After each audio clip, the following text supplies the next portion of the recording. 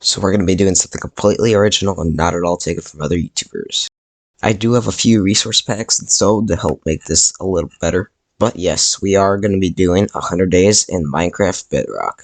I spawned in next to a cave and a big old hill. I took the easier path out and immediately started chopping down trees.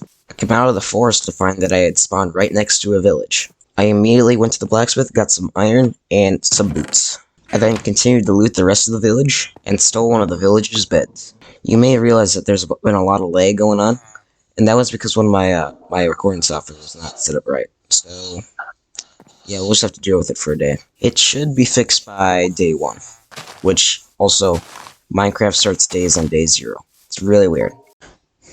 I placed on my bed in an open plain, and called this my home. I started punching trees to make my house out of wood. I turned on my render distance, which seemed to help with the lag a little bit. I started laying the foundations for my house in the good old Luke the Notable style. I even had a door by the end of the day. At this point, I was so focused on my house, I didn't even have time to make tools. But by the end of the day, I had a box with no roof, and I called it my home. Day 1 started with me taking all the villagers' food. Then after making a little more bread, I started punching some trees. Then after I got home, I made my first tool, a wooden pickaxe. Then went to a small cave and got some stone. Then I used what little wood I had and started on my roof. Then I made myself some stone tools. Then I got a little more wood to finish up my roof and my floor. And called it a day. Day 2 I took the villagers' wheat supply and the blacksmith's furnaces. Then I turned up my render distance to see if I could see anything interesting. Then after a little bit of traveling, I started cutting down the spruce trees I saw. Then went home with a stack of spruce logs in my inventory. Then I finished the day by sleeping in a field.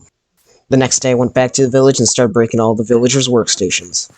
Then I started laying the foundations for a villager breeder. With the beds I stole from the villagers, the breeder was officially done. I then broke all the workstations so the villagers could take the jobs I wanted. I then finished off the day by sleeping in the villager breeder. I decided to grab some flint for a fletching table. I fell into the cave in the middle of the village and grabbed some coal and then dug my way out. Then I let the villagers into the villager breeder. I then traded the few sticks I had to the fletcher to get some quick profits. I then refreshed the weaponsmith until I got an okay-ish sword trade. I then finished off the day by chopping down a giant spruce tree. Then traded some of that spruce wood for some emeralds. Then once again stole a bed from a villager. I started off day 5 by murdering the nitwit because he was basically useless. Then I added the roof onto the villager breeder. Then I expanded the capacity of the villager breeder. Cut down some trees to make profits at the fletcher. The number of children in the villager breeder grew exponentially. I finished off the day like always by sleeping with the villagers. Day 6 started off with me killing an iron golem. I finally went back to the house I built like on day 3. I started digging an area for the iron farm I want to build. The tutorial on how to build this will be linked in the description below. It's basically a hole in the ground that will fill with villagers. And I finished off the day by lighting a little area around my house. All of day 7 I spent chopping down trees. Day 8 started with me selling some sticks to villagers. The iron farm requires 20 beds, so I spent day 8 getting them. Day 9 started with me collecting gravel. I then traded that gravel for flint. I then trapped 2 villagers in a boat because I'm going to have to breed them later. I then tried leading the villagers up the hill more with 2 beds, but then gave up and went to bed. On the morning of day 10 I managed to get a villager into one of the boats, then rowed him all the way to my house.